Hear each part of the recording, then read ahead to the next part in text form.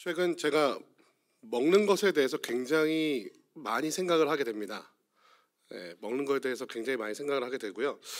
과연 이거는 뭘로 만들어져 있을까? 과연 이 음식은 몇 칼로리나 될까? 이런 생각을 하면서 먹게 될 줄 꿈에도 몰랐는데요. 그런 생각을 하면서 먹을 수밖에 없는 현실이 되어버렸습니다. 최근에 건강검진 비슷한 걸 하면서 당 수치가 좀 높다고 하더라고요. 드디어. 막 살았던 삶의 어떤 열매가 맺혀지는 그런 모습인 것 같은데요. 그래서 좀 이렇게 당류를 좀 줄이고 밀가루를 끊고 단백질 위주의 음식을 먹으라는, 안 그러면은 오래 못 간다고 해서요. 좀 천국은 좀 이따 가겠습니다. 하나님, 좀 오래 살고 싶습니다라는 마음으로 요즘 좀 밥도 가려 먹고 여러 가지로 샐러드도 먹고 그러면서 살고 있습니다. 근데 그걸 보면서 느끼는 것이 무엇이냐면요, 참 사람이 무엇을 먹고 사느냐가 정말로 중요한 문제구나 라는 생각을 하게 됩니다. 여러분 어떤 것 좋아하시나요? 어떤 음식? 제가 유튜브를 많이 보니까요, 이런 거는 먹으면 별로 안 좋다고 하더라고요. 당류, 그렇죠? 당류, 정제된 탄수화물, 그리고 좋지 않은 기름, 그리고 튀긴 음식, 이런 것들이요 건강에 굉장히 좋지 않다고 하는데, 우리의 입에는 왜 이렇게 맛있고 달고 우리를 즐겁게 해주는지 모르겠습니다. 성경에도 먹는 것에 우리의 어떤 신앙생활을 연관지어서 하나님의 뜻을 발견하게 하는 경우가 굉장히 많이 있는데요, 저는 대표적인 게 성찬식이라고 생각합니다. 그렇죠? 성찬식은 예수 그리스도의 몸과 피를 어디에 연결하고 있죠? 바로 우리가 먹고 마시는 것에 연결지어서 우리가 언제나 먹든지 마시든지 무엇을 하든지 예수 그리스도의 몸과 피를 생각하게 하며 그 영광과 은혜를 묵상할 수밖에 없게 만들어 놓았습니다. 그래서 그런지 성경에서는 먹든지 마시든지 무엇을 하든지 하나님의 영광을 위하여 하라라고 기록하고 있는 것을 볼 수가 있습니다. 사랑하는 성도 여러분, 오늘 여러분은 어떤 것을 드셨습니까? 여러분은 어떤 것을 마셨습니까? 혹여나 내가 무엇을 먹었는지 무엇을 마셨는지 하나도 기억이 나지 않으신다면 병원을 꼭 가보시기 바랍니다. 아셨죠? 하지만 우리가 먹고 마시는 것, 그것에 예수 그리스도의 보혈과 피를 하나도 묵상하지 않았고 하나님의 영광을 위해서 하는 것이 아니라 그냥 한 끼 때웠다, 죽지 못해 먹지, 그냥 배고프니까 먹지 라고 생각하면서 식사하셨다면, 오늘 말씀을 통해 다시 한번 그 먹는 것의 중요함에 대해서 묵상하시는 여러분과 제가 되기를 주님의 이름으로 축원드립니다. 그 먹고 마시는 것이 하나님께서 우리에게 주신 축복이라는 사실을 하나님께 감사함으로 늘 하나님의 영광을 위하여 먹고 마시는 성도님들이 되시기를 정말로 주님의 이름으로 소원드립니다.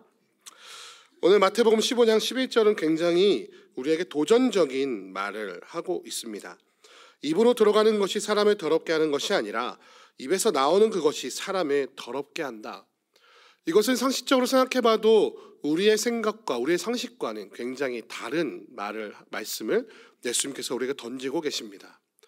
우리의 몸이 아픈 이유가 무엇입니까? 대부분 잘못된 것을 먹어서나 아니면 외부에서 다른 바이러스나 아니면 박테리아 같은 것들이 우리 몸에 침투하기 때문에 우리가 병에 걸리거나 어떤 아픔을 겪게 되는 것 아니겠습니까?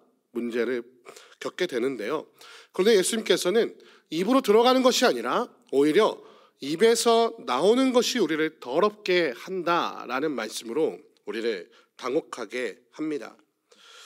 실제로 당시의 유대인들은 먹을 것을 먹기 전에 장로의 전통을 좇아서 손을 씻지 않고 무엇을 먹으면 부정하다라고 생각했습니다.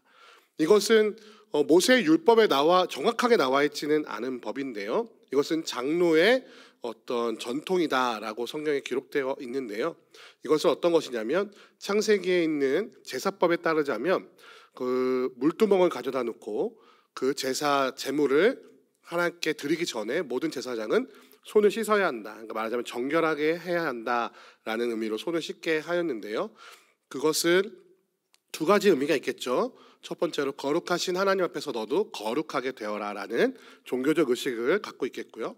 실제로 짐승을 잡다 보면은 손에 굉장히 더러운 것들이 묻게 되기 때문에 그것을 그대로 제사 드리는 데 사용했다가 그 제물을 먹게 되면 어떤 일이 벌어질까요? 굉장히 몸에 좋지 않은 결과가 일어나게 되겠죠. 이 두 가지 의미에서 하나님께서는 제사장들에게 손을 씻게 하셨는데, 이제는 그 손을 씻는 정결법을 바리새인들과 장로들은 모든 유대인들에게 적용해야 한다라고 그들의 규칙을 만들기 시작했습니다. 그것은 바로 내 입에 들어가는 것을 정결하게 하지 않고는 내가 그 음식을 먹지 않겠다.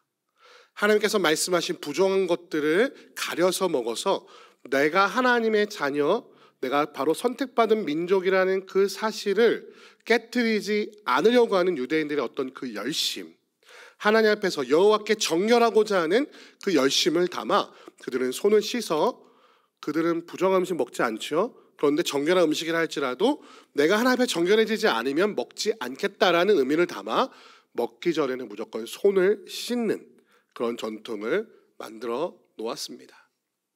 그러나 그것이 실제로 그들이 마음에 담았던, 처음에 마음에 담았던 것과는 전혀 다른 방법으로 사용되고 있었기에 예수님께서는 이런 충격적인 말을 우리에게 던지고 계시다는 것입니다. 도대체 누구에게 왜 이런 말씀을 하셨는지 오늘 말씀을 통해서 한번 살펴보도록 하겠습니다.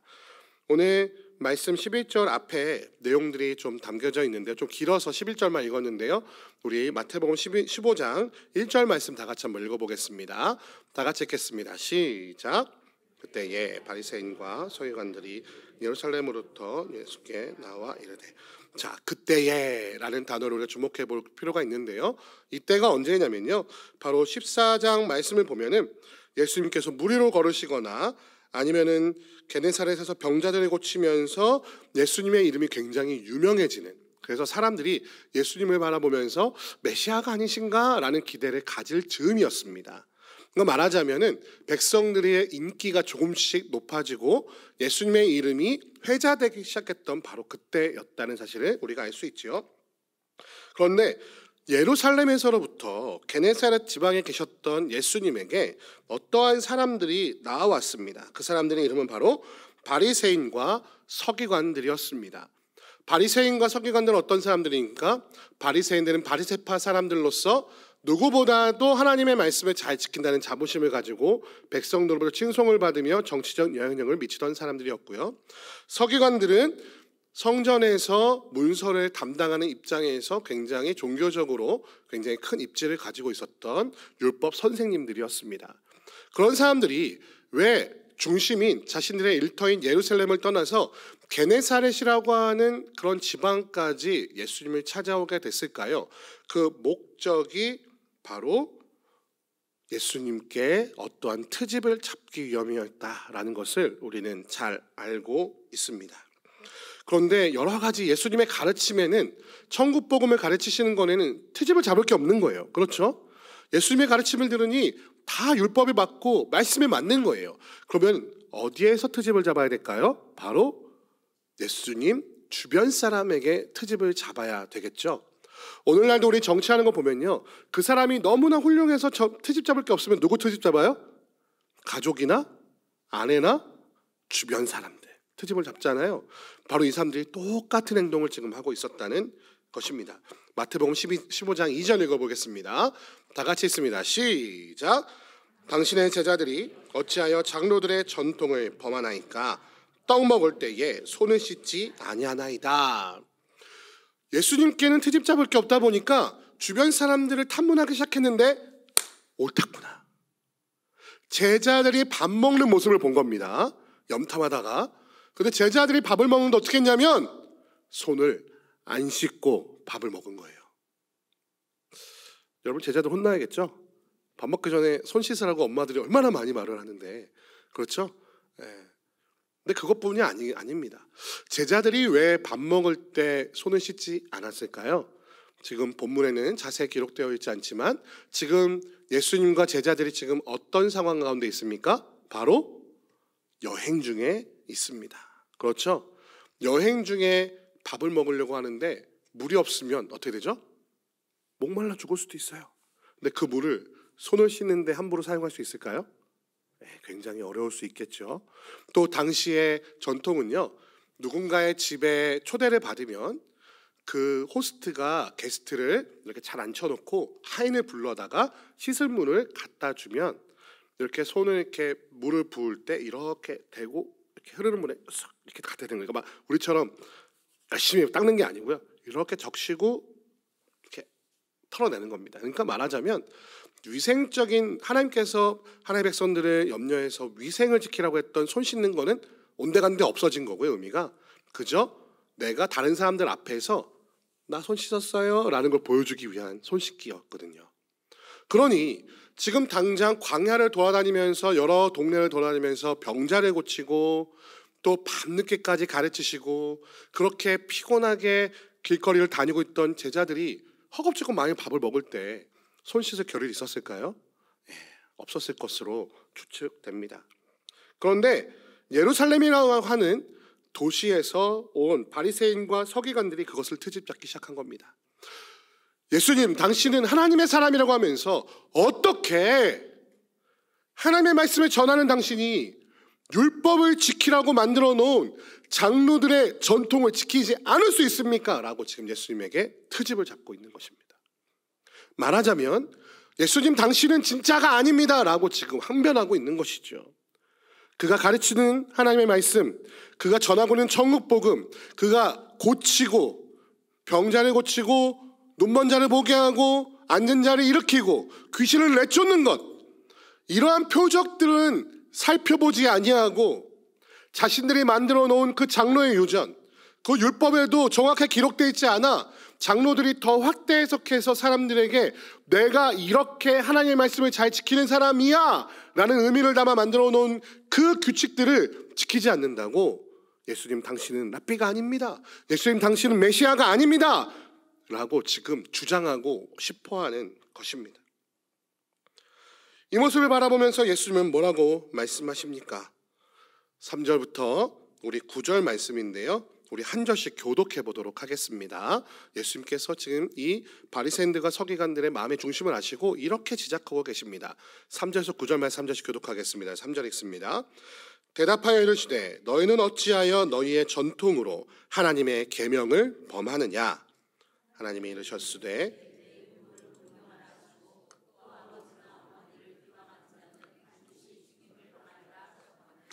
너희는 이르되 누구든지 아버지에게나 어머니에게 말하기를 내가 드려 유익하게 할 것이 하나님께 드림이 되었다고 하기만 하면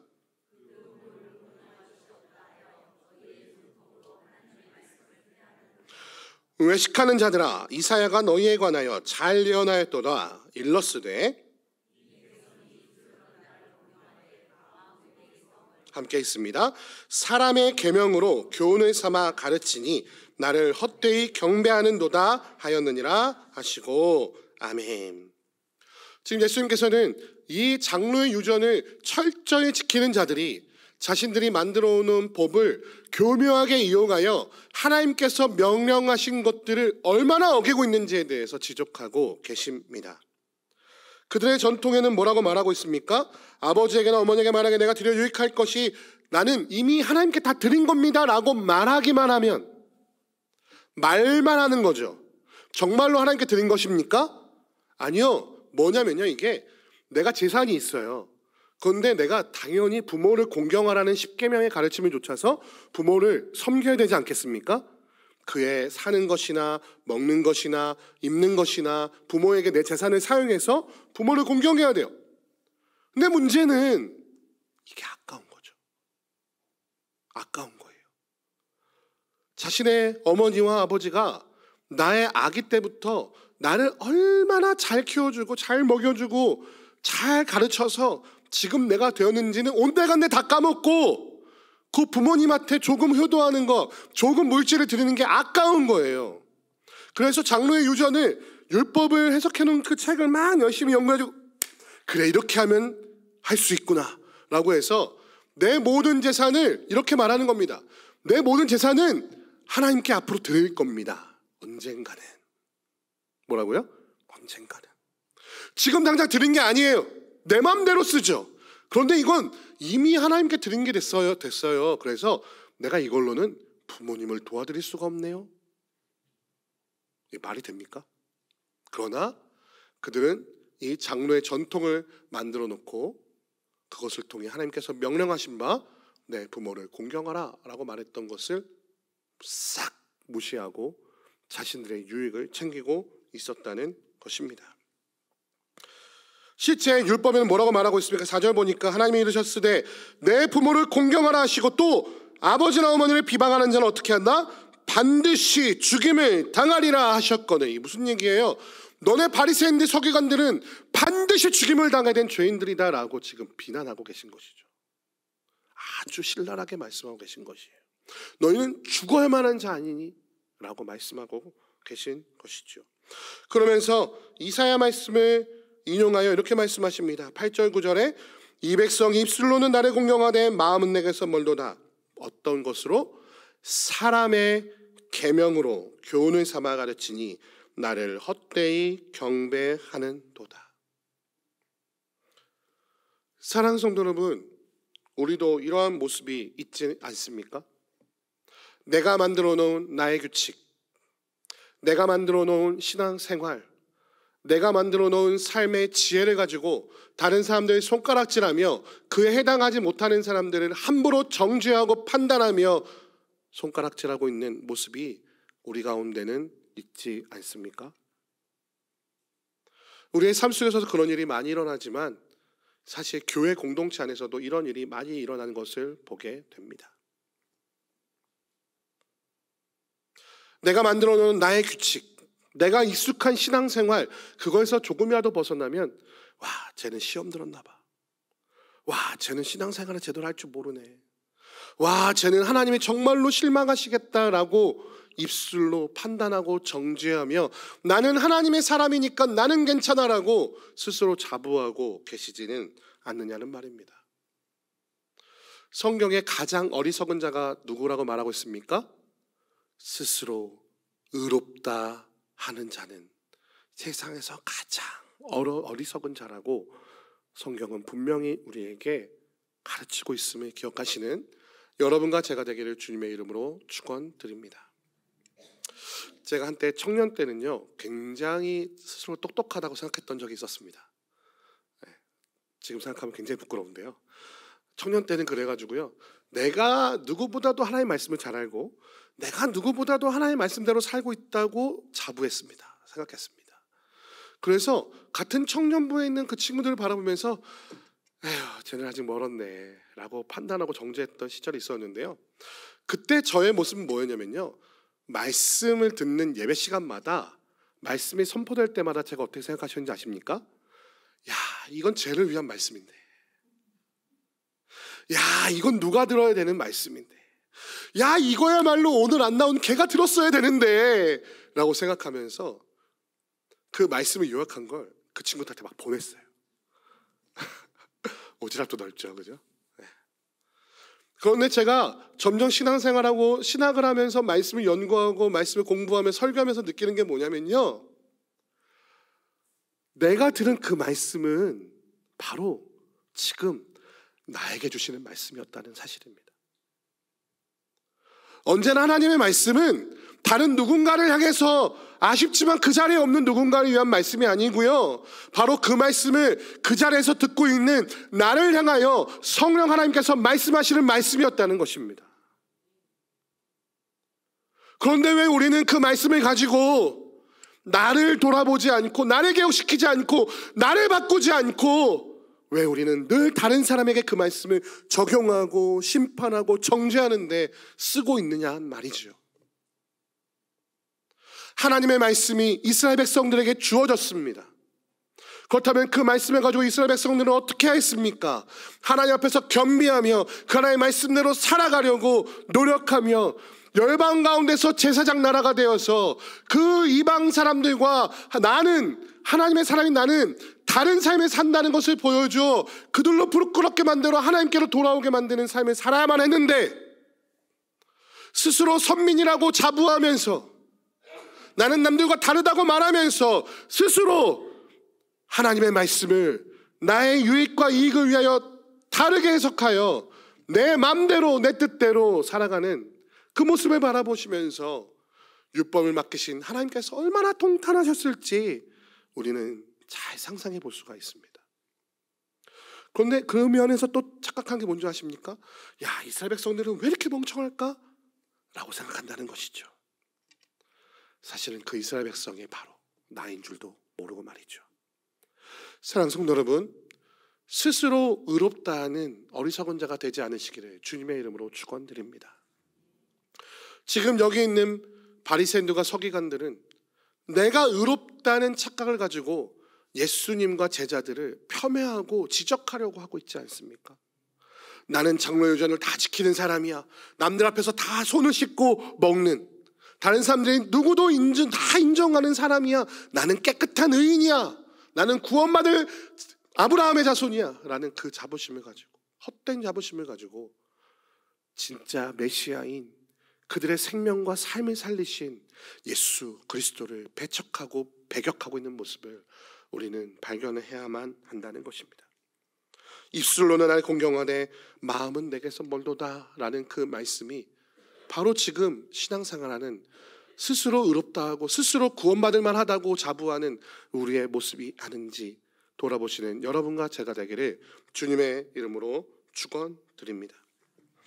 그러면서 주님께서 이렇게 말씀하십니다. 듣고 깨달으라. 오늘 본문 말씀이죠. 입으로 들어가는 것이 사람을 더럽게 하는 것이 아니라 입에서 나오는 그것이 사람을 더럽게 하는 것이니라. 이것이 바로 유대인이라고 하는 정체성을 한마디로 깨부수고 있는 말씀 아니겠습니까? 성령 하나님께서 베드로에게 나타나셨습니다. 환상 중에 보자기를 내려주시죠. 하늘에서 보자기가 내려오는데 그 안에는 부정하다고 하는 동물들이 가득 담겨져 있었습니다. 그런데 하나님께서 이렇게 말씀하셨죠. 예수께서 내가 먹으라. 그런데 베드로는 뭐라고 대답합니까? 아니요, 저는 부정한 음식을 먹을 수 없습니다 라고 말합니다. 그걸 몇 번 하죠? 여러 번 반복합니다. 한 번도 아니고요. 하나님의 명령인데 순종하지 않는 이유가 무엇이었을까요? 베드로는 그때까지도 내가 유대인이라는 정체성을 버릴 수 없었기 때문입니다. 그 유대인이라는 정체성을 버리면 지금까지 내가 살아왔던 삶이 다 부정당하거든요. 말하자면 내 정체성이 무너지는 것이거든요. 그런데 하나님께서는 우리에게 내 정체성이 아니라 하나님의 정체성으로 변화되는 삶이 되라고 우리에게 말씀하십니다.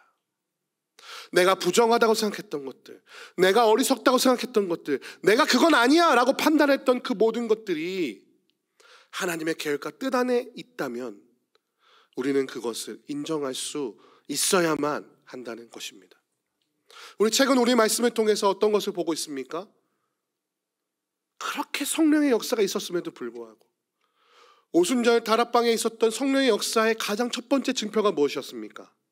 그들이 온갖 나라의 방언으로 여호와 하나님의 말씀, 천국의 복음을 전하는 것이 성령의 첫 번째 역사였음에도 불구하고 그들 중 그 어떤 사람도 이방인을 향하여, 그들 중 그 어떤 사람도 사마리아를 향하여 나가지 않았습니다. 그들은 유대인들에게만 복음을 전했습니다. 그러나 교회가 환난을 당하고 핍박을 당하여 그들이 흩어지게 됐을 때 히브리파 유대인이 아니라 억압받고 소수였으며 손가락질 당하던 헬라파 유대인을 통하여 사마리아 성에 복음이 전하는 모습이 사도행전에 기록되어 있지 않습니까? 우리는 복음을 누구에게 전하고 있습니까? 내가 전할 만하다라고 판단되는 사람들에게만 전하고 있지 않습니까? 그래, 저 사람에게는 말하면 좀 들을 거야. 제가 청년부 지도를 하면서 한 번은 저 개봉동 앞에서 복음 전단지를 돌린 적이 있거든요. 그런데 한 할아버지한테 빗자루를 맞았어요. 빗자루 맞으면서 그 할아버지가 뭐라고 말씀하시는 거 아십니까? 왜 무슨 배경이 있는지 모르겠어요. 제가 그대로 말씀드릴게요. 강당에 이렇게 별로 어울리는 단어는 아닌데요. 비싼 밥을 삐 먹고 할 짓이 없어 무슨 짓을 하는 거야? 라고 하셨거든요. 할아버지가. 비싼 밥을 삐 먹고, 무슨 맛인 아시죠? 치읓으로 하는 거 다 아시죠? 삐 먹고 할 일 없어 무슨 짓을 하는 거야? 라고 말씀하시는 거예요.